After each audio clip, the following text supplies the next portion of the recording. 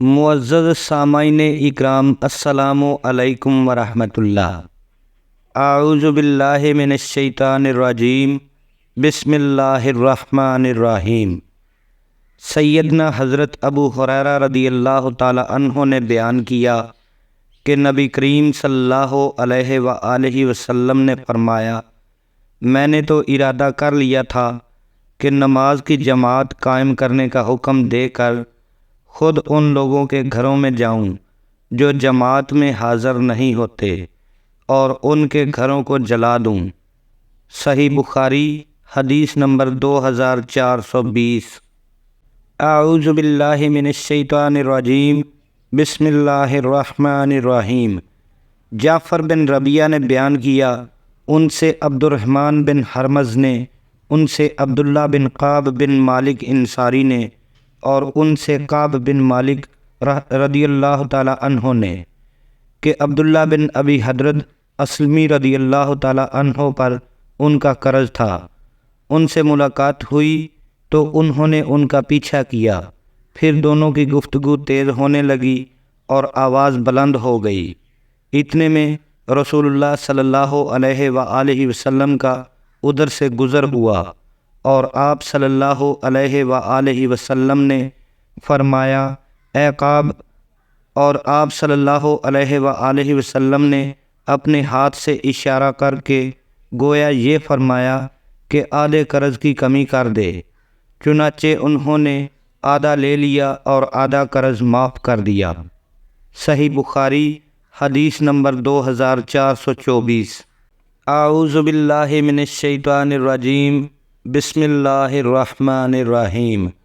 حکیم بن حزام مشہور صحابی نے بیان کیا، میں نے رسول اللہ صلی اللہ علیہ وآلہ وسلم سے پانی مانگا، آپ صلی اللہ علیہ وآلہ وسلم نے مجھ کو دیا، پھر مانگا، پھر آپ صلی اللہ علیہ وآلہ وسلم نے دیا۔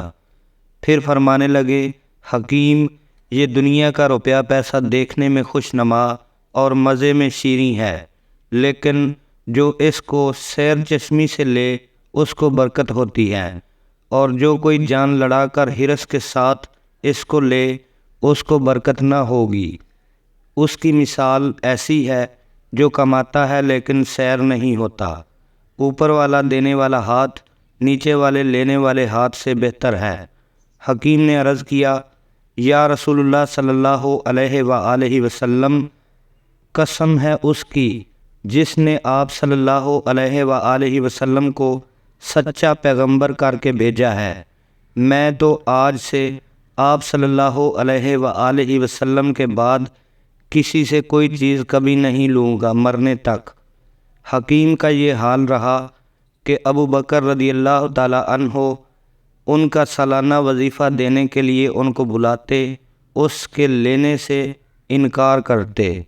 پھر عمر رضی اللہ تعالی عنہ نے بھی اپنی خلافت میں ان کو بلایا اور ان کا وظیفہ دینے کے لیے، لیکن انہوں نے انکار کیا۔ عمر رضی اللہ تعالی عنہ کہنے لگے، مسلمانوں تم گواہ رہنا، حکیم کو اس کا حق جو لوٹ کے مال میں اللہ نے رکھا ہے دیتا ہوں، وہ نہیں لیتے۔ غرض حکیم نے آپ صلی اللہ علیہ وآلہ وسلم کے بعد پھر کسی شخص سے کوئی چیز قبول نہیں کی، اپنا وظیفہ بھی بیت المال سے نہ لیا، یہاں تک کہ ان کی وفات ہو گئی۔ اللہ تبارک و تعالیٰ ان پر رحم فرمائے۔ حدیث نمبر 2750۔